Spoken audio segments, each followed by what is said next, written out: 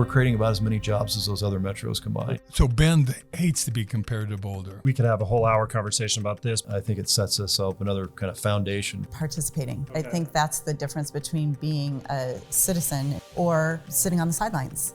These conversations are brought to you by the Ladd Group, Bend's leading real estate team. Help continue this Bend Beat conversation by subscribing, sharing, and leaving us a review. I'm joined here today. We've got Ranae Staley from The Giving Plate, and thank you for joining us. And look forward to talking about who you are and what you do in our community. Yeah, it's a pleasure to be here. Thank you. Yeah, so you do very important work. Most recently, I was at a fundraiser put on by Pine Mountain, the Amateur Ski Film Fest every year down at the Tower Theater. And hearing you speak about what you're doing was eye-opening for me, kind of the depth and breadth of what you're accomplishing. And I felt that it was a very important subject, and I wanted to put that out there for those that listen to this, and perhaps, give them an on-ramp for getting involved. Well, I appreciate that. Well, thanks but before we get to that, let's talk about you a little bit, make this personal, help people understand kind of what's your connection to Bend, what's your involvement. You were just talking about your kids, kind of who are you and how long have you been here and what's your Bend story? Yeah, well, my Bend story is I've actually moved here in 93. Okay. So I think I can call myself a Bendite now. I've been here a while. You've seen the before. I have. So my grandparents moved here in the early 80s. Okay. I actually live on the property that they bought in the 80s in Deschutes Woods. That we were able to buy it for my family, and that's the legacy we get. 3 generations. Yeah, exactly. Okay. So there's a little rock garden out there that my grandpa built, and I helped him in it when I was like 5 and 6, and now I look at it every day and have memories of Grandpa, so it's pretty cool. But I've been around Bend for a while. I went to Cascade Middle School and then graduated Bend High School in Another lava bear. 97. Okay. Yep. So I have got Bend roots, and after high school I traveled. Okay. And I did some mission work and went to other countries and just serving and seeing the need around the world. And then in all my travels realized I really do like Bend. Yeah. Bend is a good place to call home. It's a good place to raise your family. Yep. And my family was here, so I ended up coming back. And perfect. That's when I met my husband, and my mom's prayers were answered. And she was like, you're gonna be here longer. And so, then I now have 3 kids. Oh, congrats. So 3. And, but let's see, when the Giving Plate started, it was after the 2008 recession. Which was for anyone that wasn't here during that time, to kind of understand how different Bend was for that period of time, and then kind of coming out of that was a quantum leap, or is absolutely different than what we see now and what we saw before, right? Yeah. Explain that time and what it felt like. Well, I had never been someone who was in need. Growing up, we were poor, but as an adult, I'd never been in a place of needing services. We were always the ones giving. Okay. And we had invested in real estate. We were jumping on that bandwagon. I got my mom involved in purchasing a home between her and I and my husband, and then everything started to change. We actually, looking back, I will never do this again, but we got those good old option arms, adjustable rate mortgages that were so smart. And I look back and it killed us. And when everything started to crash, we lost our rental homes. We were trying to keep our primary homes, but couldn't do that. And really humbling time, and had to end up getting a rental house with my mom because she lost her home, we lost ours, and we were just trying to rebuild our lives then. And that was about 2009 when all that started to hit our family. And in that space, we were volunteering at a local homeless shelter, serving meals and taking food down there. And my mom was just like, man, there is a lot of food going to waste. And there was a lot of people like us who we knew who were very successful, but they were losing homes, things were crashing, and they too were in a place of need. And so we just saw that the need for help was not just a houseless situation. It was our neighbors, it was us. And my mom just was like, man, what if we could do a little mom and pop food pantry? But like, we need the service how would we do that? And so she's pretty tenacious, and she gets her mindset. She actually had someone tell her she would fail. And I think that put the fire under her even harder, because she was like, oh, really? I'm going to fail? Well, I'll fail trying. So she had ended up actually getting a little bit of money because she was driving a school bus in Mexico. Kids were building houses down there. The air seat blew out and caused some back problems. Oh, no. And right in that space, she got some money and decided that was what she was going to use the money for, was to start the Giving Plate. Oh my goodness. So instead of her investing it into getting herself back on her feet fully, she was looking at like, let's help people, and what if we could help 500 families? And so we had enough money to get the nonprofit started, to get our first lease, to build the shelving, and then people started showing up, and we had no idea how big the need was in our community. It was far beyond anything we could have imagined. Wow, what an amazing origin story for the Giving Plate. I've observed it from the outside and knew that it was big, but when you recently spoke about it, I was shocked about the size of it. Let's talk a little bit about that need. People don't assume there's a food deficit or accessibility, barriers to accessibility for food here in Bend. What's the reality? So the reality is, at least at the Giving Plate, I'm going to speak to the Giving Plate because different nonprofits are meeting different needs. But at the Giving Plate, we're a grocery program. Our first program that we launched was a grocery program. Okay. So over 90% of those who are coming to the Giving Plate are called, I would term, the working poor. They have jobs, they have incomes, they have a roof over their head.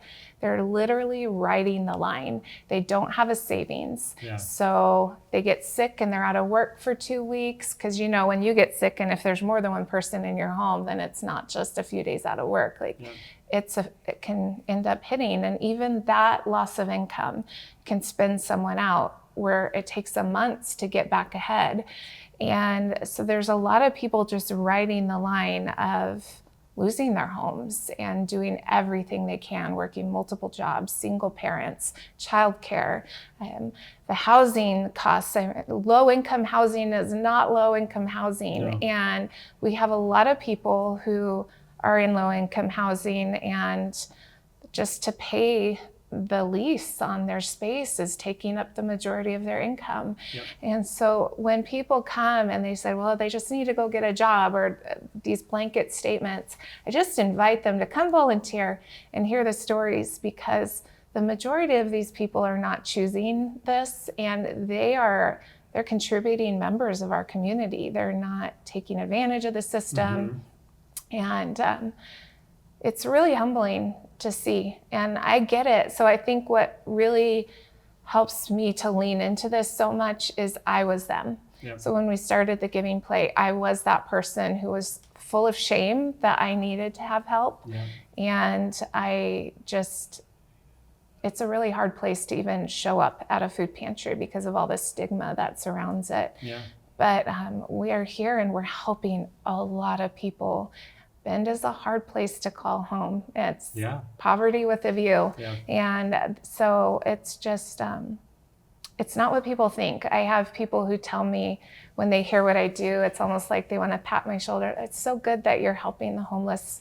And I smile because we do. They are a percentage of who we help, but the majority aren't. The majority, I believe, we are preventing houselessness, which I just have a little different take on the whole homeless situation. We have a much bigger problem on the other side of homelessness, of people who are just on the brink of it. And how are we keeping them housed? What resources are we providing to them to ensure they don't slide into a houseless situation, which takes a lot more resources from us Yep. to pull them out of that place Yeah. and get them to where a lot of our guests are right now. So if we can just help them to feel seen and put groceries in their hands and offset several $100s a month in food for them, that keeps gas in their car to go to work or helps them pay their lease or, yeah. Well, what you're doing is ambitious and very important. It's housing has been an interesting thing. I grew up in housing. I grew up on construction sites. I've always been in it. But what's been my personal journey is understanding. And the first time I heard the term of saying, "Hey, housing is a human right," to be honest, that wasn't language that I had. I had always viewed housing as part of the American dream, investment, etc. But what I failed to understand is that at the first couple rungs of the ladder, it's the human right that everyone, if you don't have access to, society in general doesn't work. And we've gotten to that point with housing prices in Bend where those first tiers of the ladder are so high that even if you grab a hold of them, like you said, it's precarious at best. I was a couple of years ago, probably 18 months ago, I was doing a study, and it was, the average median wage could afford a home at that time of $475,000 to $500,000 for average median wage, and at that time, I think we only had 10 or 15 homes in the whole city at that price. And then if we talk about below median wage, it was not a lack of, it was zero. Zero housing available at that. And the amount of need that we have with housing right now is absolutely incredible. It's shocking, and then how it plays into everything else. When people lose housing, how does that play into their medical world? How does it play into, all the other different issues of our society? And it's, and I think the most tangible, visible result of that is homelessness. But I think where you're operating is important, and it's something that when people are newer to Bend don't understand. It takes a while of discovery, and hopefully we can shed some light on that. Yeah, I think a lot of times people look on the surface, and the surface of Bend is a beautiful place that many people want to call home. And there is a lot of very affluent people who live here, but there's a lot of people who are barely surviving just to be able to have the quality of life that Bend offers. And or people who, even people who grew up here now are having a hard time even continuing to call this their home because it's outgrowing them financially. And so I hear stories like that a lot of people like, I've been here for so long, I grew up here and I can't afford to live here anymore. And so it's definitely an interesting thing. But looking at the surface, people don't realize how many people are silently suffering. And I really feel that I get to be a voice to those people, because there's a lot of voices out there right now for our houseless community members. There's not a lot of people speaking to the fact that there's a whole huge proportion of our community who are silently suffering because they don't want to say they're struggling. They want to seem like we've got this, we're doing this, but they're barely holding on. And so I'm really passionate about those neighbors and how to give them hope and keep them hanging on. So, well, it's important. On the housing side, I think that this is, is something that for those that are newer to the community of Bend to really spend some uncomfortable moments thinking about what housing is. It's a common trait when I see people move to Bend and they're newer. Couple years, 5 years, whatever it is, they say Bend's perfect, doesn't need to change, not one more house. Why does it? It's nirvana. Why? And I actually did a webinar on this one time, and I got a comment, and it says, "What makes everyone feel like they deserve a house in Bend? Why can't they commute in?" And it was shocking, but I think that honesty really helped me understand where people are seeing it, and the lack of understanding of what really it means to live and work and raise families in our community. It's a very real subject. So you're doing big work as a nonprofit. That's hard. Nonprofit, is challenging as it comes. I was just speaking with Andres Portela, who's the new he's the new Diversity and Inclusion Director for the City of Bend, and he was saying, man, anyone working in nonprofit, now that's the real work, because not only are you trying to accomplish your service, but you're trying to raise funds, you're trying to corral volunteers that are not paid, some paid, not paid.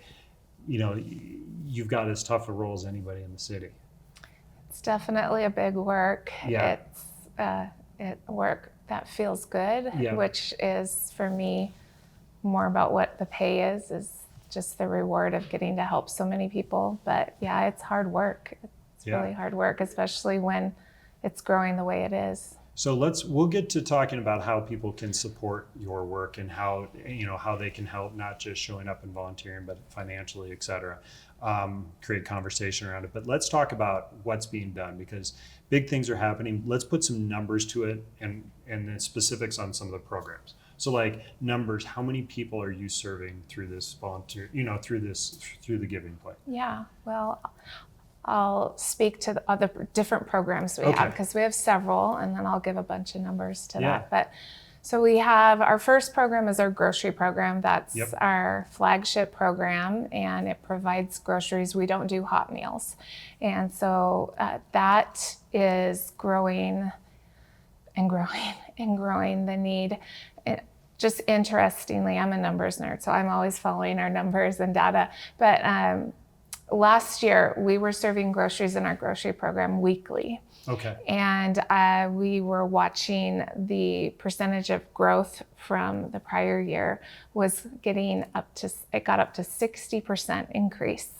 And I was watching, and I'm like, team, I'm preparing you. There's going to come a point we can't sustain this, so we're going to have to make a switch. So in November last year, so just over a year ago, we went from weekly groceries to groceries twice a month to be able to keep up with the amount of people we're serving in our grocery program. So we cut it in half. So I went into this year thinking, okay, well, we're serving half what we did last year, and it'll take a while for us to see growth. It hasn't. Since March, we are consistently serving about 1,200 families a month in our grocery program. And we only had 1 month last year where we were over 1,000 families. 1,200 families a month. So that's just our grocery program. That's almost 3,000 people a month who are getting groceries through the Giving Plate. And we just did this numbers crunching because I was just curious. I was like, well, with all this growth we're experiencing, more people are probably coming twice a month to access the groceries twice. So let's see what that number is, because maybe that's where this huge increase is. It's not necessarily we're serving more people. Maybe more of our guests are utilizing the twice a month. But only 27% of the people we're helping are actually coming twice. So the majority of the people who are coming are just accessing this one time a month, which just speaks again to the need is huge and people aren't taking advantage of it. They're using the food to fill the gaps and get by. But overall, we are giving out over 80,000 pounds a month between all of our programs, which just sounds like a huge number, but that's a lot of food love coming in and flowing out, and a lot of coordination. Just the logistics of that. It's alone. A lot, yeah. Incredible. So that's our grocery program. Okay. And the grocery program is allowing people to stock their pantry once, twice a month to just alleviate some of that most pressing need. Yeah, it offers about 5 days a person worth of food. So each time they come, at the level we're at right now, they're getting about 5 days worth of meals per person in the family. And the primary driver or source of that food is what and who? So being a grassroots family founded organization, we don't have a canopy organization that's funding us. So we are really grassroots, and it's the community. So we are highly supported by the community. Ben Food Project, which is the Green Bag program, they are about over 30% of the food we get is through their work. We also have people in the community who are donating throughout the month to us. And then we use money that were donated because we don't want to just offer shelf-stable items. We want to offer well-rounded groceries. So we're spending a lot of money every single week to offer fresh food and vegetables and meats and dairies and eggs. And then we do get about 20% of our food will come from Oregon Food Bank Neighbor Impact, where we can go there once a week and get food.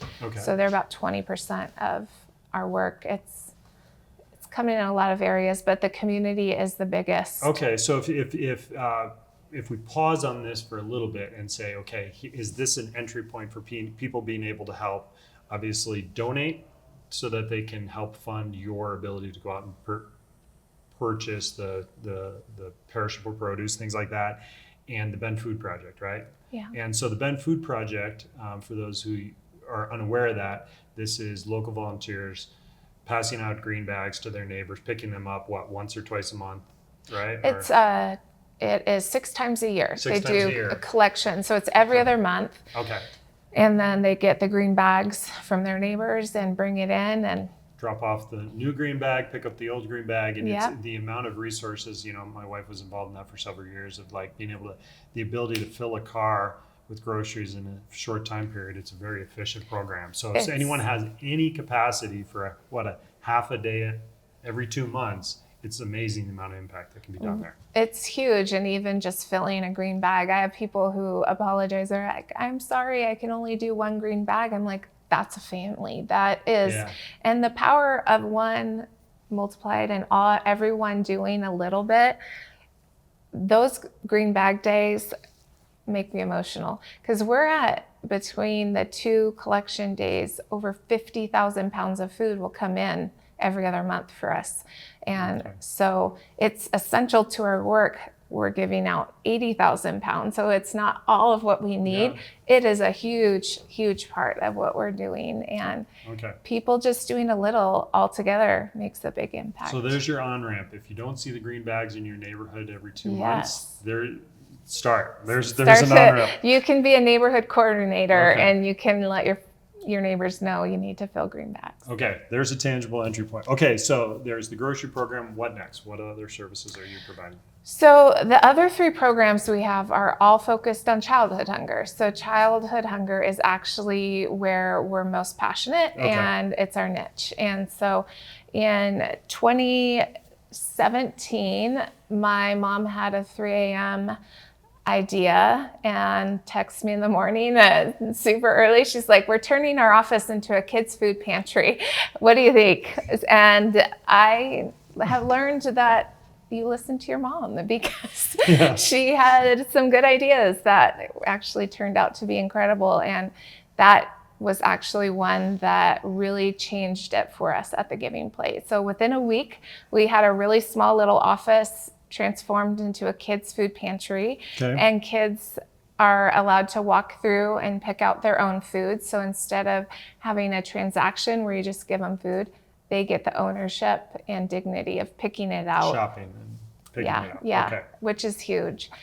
And so that program, as soon as we made that switch, it just exploded. And we not only did families and kids start coming more, because now it wasn't embarrassing for a parent to bring their child to the Giving Plate, because Kids Corner was something kids actually were excited to come to. And so they were bringing their kids with them instead of leaving them at home, because they didn't want embarrassment for their kids of having to go to a food pantry. One really sweet story that it wasn't even my own experience. It happened to my mom, but it has changed how I view what I get to do with kids. But it was this little girl. She was probably 6 or 7, bright red hair, and she'd done her shopping, and it was still when it was in our little office, and she got all of our food, and she walked up to my mom as she was leaving, and she said, "This is my favorite place in the whole world." And my mom was like, "Say that again." But no, she just leaned in and she said, "Really, why?" And she looked at my mom with all the sincerity of her heart, and she just said, "Because you give us food." And she actually got it on camera, and the parent said she could record her so she could show me. And just seeing this little girl's face and her talking to my mom about this food and how excited she was, made me realize that a child can't change their story. They're a product of their environment. And so when they're insecure about one of life's basic essentials, that's a scary place. Because as an adult, we can go hustle and figure it out and go do what we need to do to try to make ends meet, but a child can't. And so we really began to find our niche with childhood hunger and realized we needed to be a voice to kids, and we needed to ensure kids in our community were not hungry, but that they knew there was a place that they could come and they could have their own food. And so that has evolved, and we're now providing about 1,500 bags of food to kids every month in just that program to supplement the groceries that their family gets. But that is food that that child can call their own. And since COVID, we've had to go a little bit more to a food exchange with it because of growing so much and being space constrained. But in the new year, we're on the brink of returning to what this program is really about, and having a store for kids to come in and have a play area and do their own shopping. Little kids push shopping carts. It's so cute that they love it. And it's great. Beautiful to see kids get excited to come into a food pantry and know that there's no shame in needing food. Brian Ladd here. I hope you're enjoying the conversation and find this dialogue relevant to really what it means to live and work and play in this amazing community. As Ben's leading real estate team, we take our role seriously in representing both buyers and sellers at the absolute highest standards of our industry. For more information on how we can help, feel free to visit our website at benpropertysource.com or text LADD1, LADD1 to 88,000. I know you're doing other work in that lane as well with the backpack program as well, right? So in 2018, so the year after we started Kids Corner, we learned that Backpacks for Ben, which has nothing to do with backpacks, it's all about food, but it was going to close. And so we had fan advocates coming to us and saying, that was a project that previously existed. It was our only project that isn't organic to us. So there was a lady in town, Amy Fraley. She had started it because she saw a need in her daughter's classroom and had grown it to a point where she was helping 130 kids a week in Ben Lapine with weekend food. So these are the kids who are being identified by the schools and the fan advocates as those who would go hungry over the weekend. They are not moderate income, they're low income. They probably don't have a stable home environment, and it's an essential program.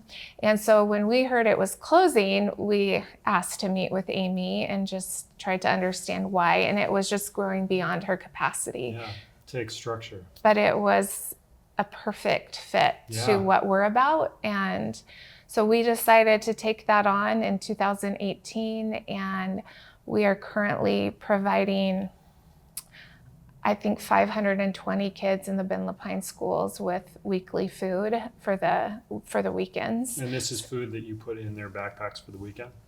We put it into Ziploc bags. So fan advocates tell us Bend High needs 58 bags.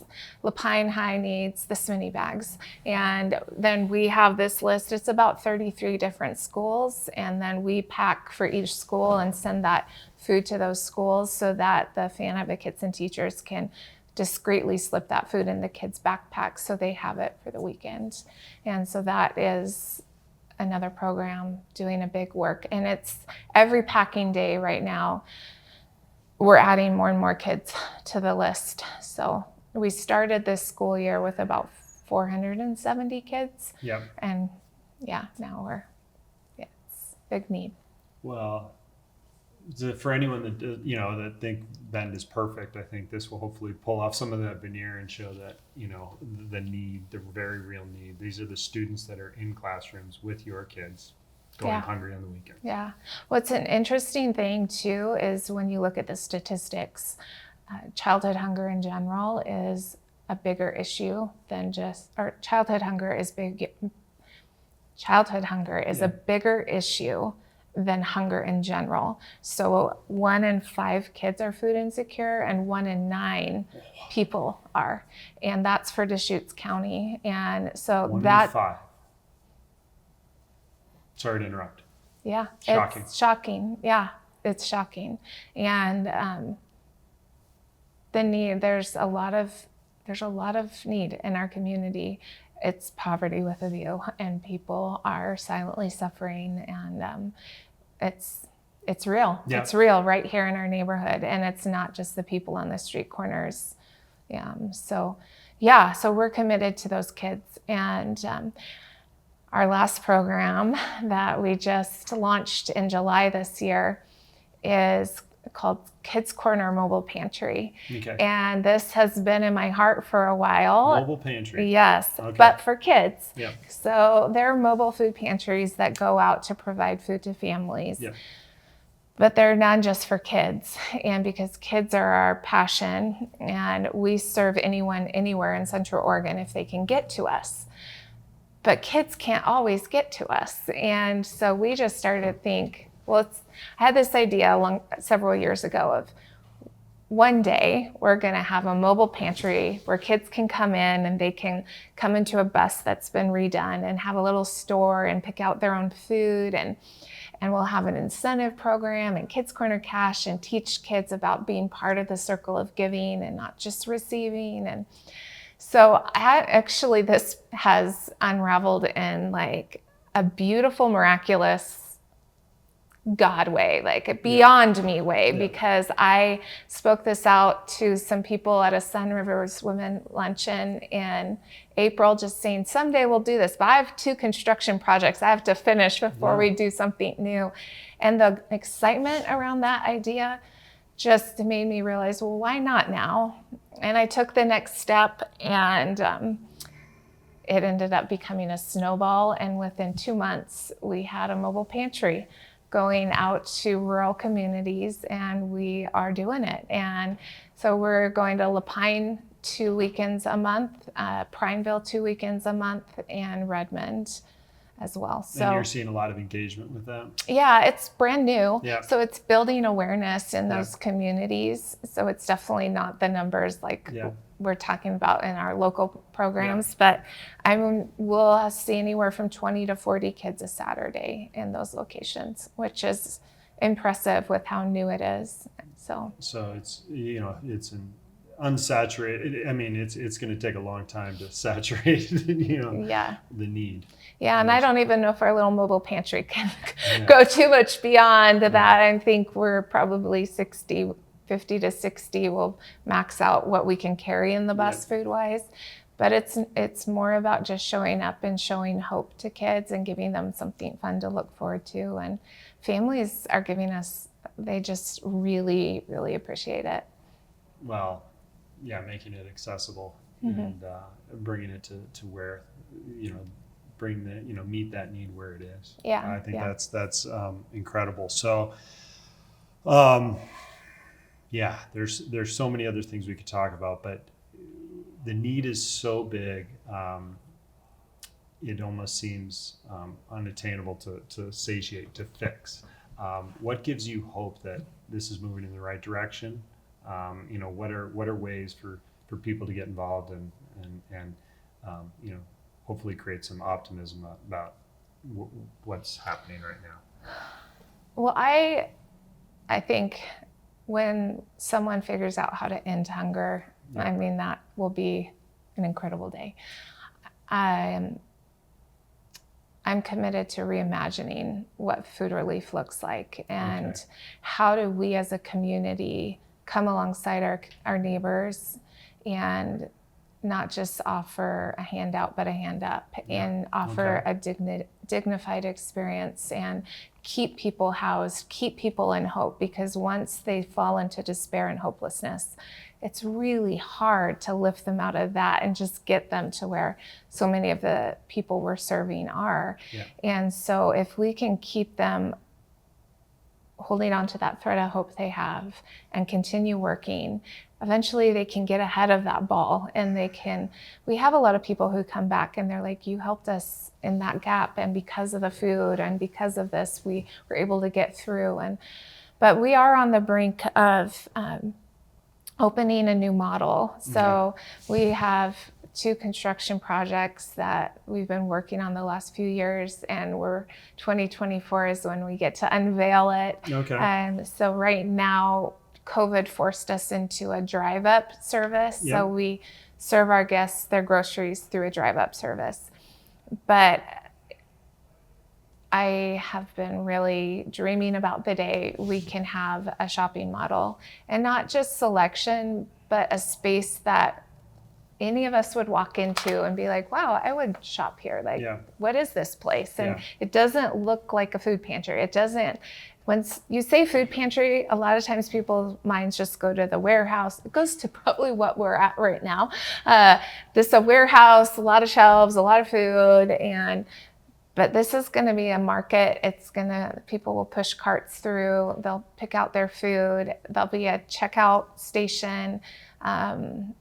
Coffee, we'll have a hospitality area, and just creating a space that people can come into and not feel shame, but have an experience that breeds dignity. And as we can keep their hearts fed and not just their bellies, but help them to feel seen, that helps them to feel seen, like someone cares and I need to keep going on. I need to keep pushing, and someone believes in me.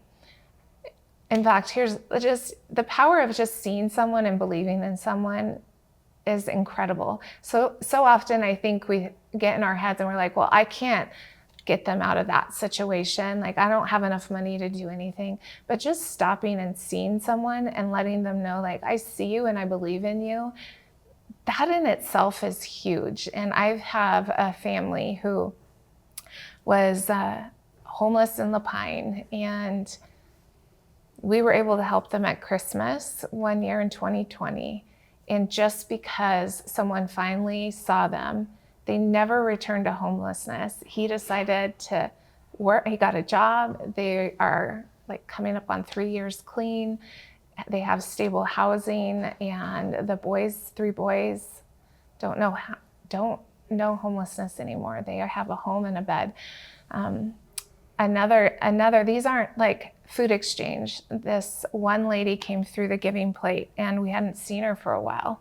And we were like, man, I don't remember her name, but man, Carol or whatever her name was, like, we haven't seen you for a while, so you're doing good? And she said, no, but I knew you would remember me, and I knew you'd see me, and I just needed to come here today because I was ready to take my life, and you guys were my last. Like, can you imagine? We cried that day, a lot of tears, because that's what the giving plate's about. We're here to just see people and say, we see you and we champion you and we're a friend. And we also give out food. Like, food isn't our mission so much as really seeing people and feeding hearts with hope. And just food is the door that gets us connected to the people. And so it's, I guess, those stories give me hope. Like, your question was, how do you find hope in this? Because the numbers keep growing. I find hope in the stories of the people who are being transformed, and knowing we are doing a good work, and we're preventing a bigger issue in our community. Thank you for allowing me to kind of naively ask questions about the breadth and depth of what you're doing. I think it's extremely critical to our community, and it was eye-opening for me on the need. And hopefully we can use this as an onboarding and an inspiration for others to get involved as well. So you're doing big, hairy, audacious tasks here in our community, and the city needs to know about it. Our community needs to know about it. Well, I thank you for the opportunity to get the word out and to just lift the misconceptions around food insecurity here in Central Oregon. So thank you for having me. Yeah, just even the power of language and discussing it. And hopefully we can start making some progress and giving you support, because if you're struggling and if you burn out and fail to have resources, the multiplier effect on our community is is huge, and we can't let that happen.